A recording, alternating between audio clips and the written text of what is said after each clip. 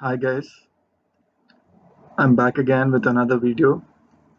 So I'm planning to do this series of videos on topics that I'm interested in, and I plan to speak extempore without any preparation or a script because I want you to see my thought process live. So today I'll talk a little bit about indigenous languages and why I think it's important to study them, and more importantly, why it's important to study them with the right approach.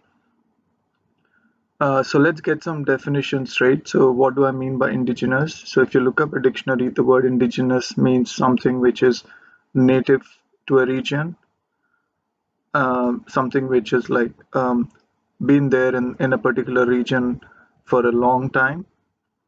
So this is actually a very controversial uh, topic because in every region there are all these debates that okay, which languages or which populations were indigenous and were they when did they what are the earliest records of their presence in that region, etc. So I don't want to get into that controversy at all, so that's not the point of my video.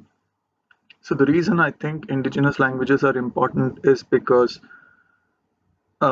first of all, let's look at language. So what do we mean by language? So language is a kind of a knowledge system that helps humans think, and it's the basis for all higher forms of cognition. So it allows you to think and also to interact with your environment, etc. So languages encode very important information about the environment and about the fauna, the flora, the climate, everything, almost everything that you can think of. So it's just common sense, right? So you don't need, this is not rocket science here. You can imagine if you've lived in a region, if a particular community has lived in a region for a very long time, so just by virtue of that lived experience, the language that they speak is going to be very rich in encoding the information about all these different ecological aspects. I would like to emphasize the word ecological aspects, right? So languages are knowledge systems which contain all this valuable information. Language is not just a means of like communicating information. It is that, but it's not just that. So it does matter. So the argument that you hear often is okay, what's the point like in conserving languages, and everyone's going to speak English anyway, or everyone's going to speak Hindi, or everyone's going to speak Spanish. So these arguments actually miss the whole point of the sophistication of language. So yeah, we I mean you can see this in many discussions, right? So we often tend to take things for granted. So even small things like, for example, there is all this hype about autonomous driving, etc. But it's not so simple. Like driving is a very complex task that humans can accomplish, and it's not so simple to teach a machine to drive autonomously. The same way with language.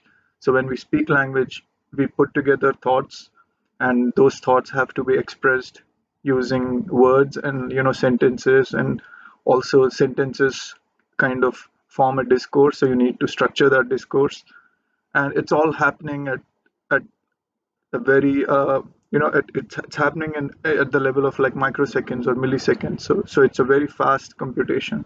So we tend to take all of the sophistication, the human ability for language, for granted many times. We kind of assume that okay, this is something that's um, quite easy to model. So the same way, I have the feeling that we tend to take this the aspects of language which relate to ecology for granted. We don't realize how important it is. So even simple things like, the vegetables that you eat.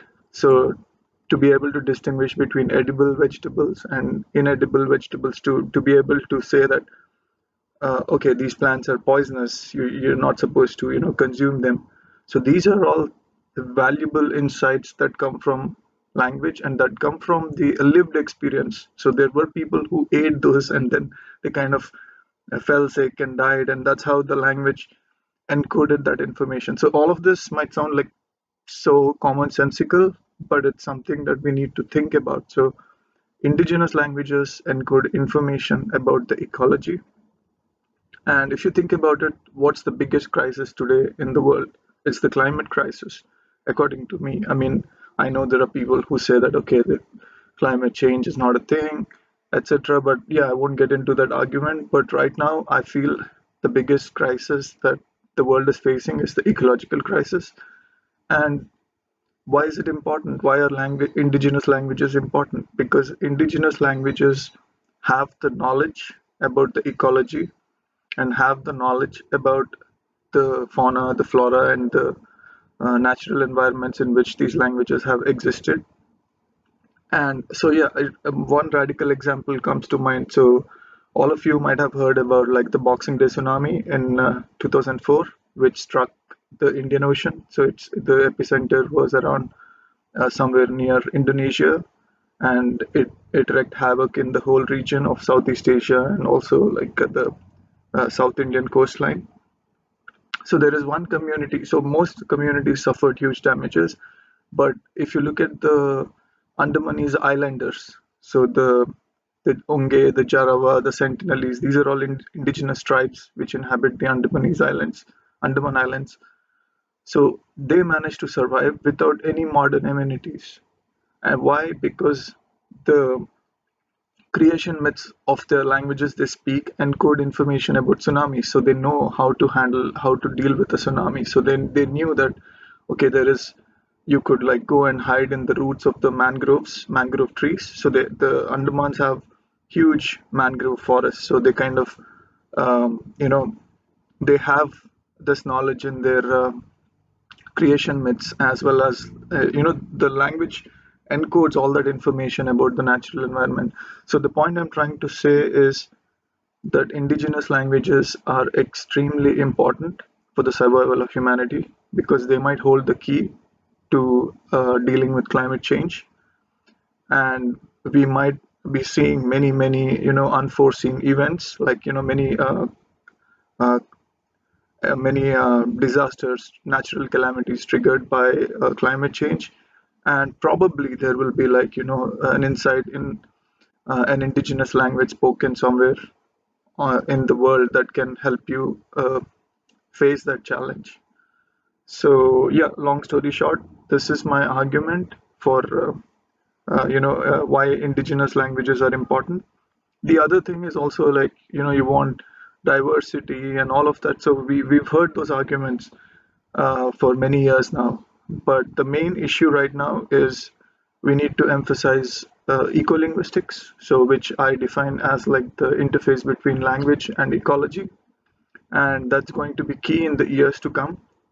So academia doesn't really, theoretical linguistics is stuck in a box. They don't really look at these aspects. So it's all about okay, there is a Chomskyan framework and there is a typology framework, and you sit and write analysis for some data from particular languages. But I think we need to think out of the box. We need to realize that there are aspects of language which will you know which will be of crucial importance moving forward.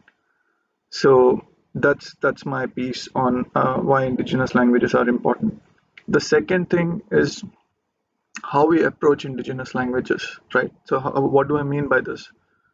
So there's been a long tradition. So over the last 2 centuries, we know that there's been a long, even in academia. So I mean, it started with academia having this kind of imperialist tradition. So where researchers from developed communities. So let's say a linguist from England used to go to India, and he used to come across a new community of languages, and he would come back and he would say, "Oh, I discovered this new language, and it has these interesting structures, etc."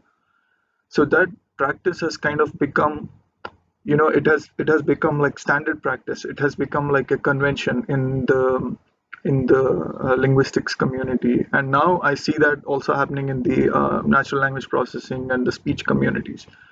So you have these researchers from developed communities, and they go and they kind of plant their flag in these new indigenous languages. And like there is this all these hashtags, the trending hashtag low resource, hashtag diversity, etc.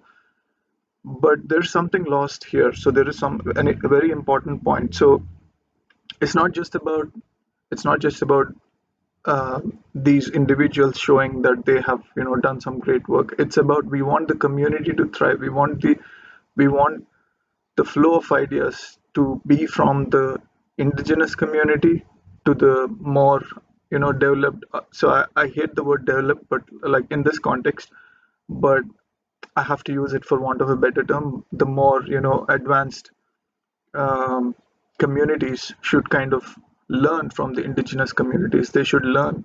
So, for example, if you go, if you look at the way indigenous communities build their houses and the way they live, the carbon footprint is so low. So, we've never learned those practices. We've gone with this imperialist attitude that, okay, we will teach you, we have the lifestyle, and you are like poor people living in the forest. So, you need to be civilized.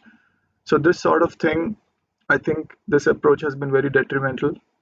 Over the last couple of centuries, we've seen how much damage it has done to the environment and also to human communities all over the world.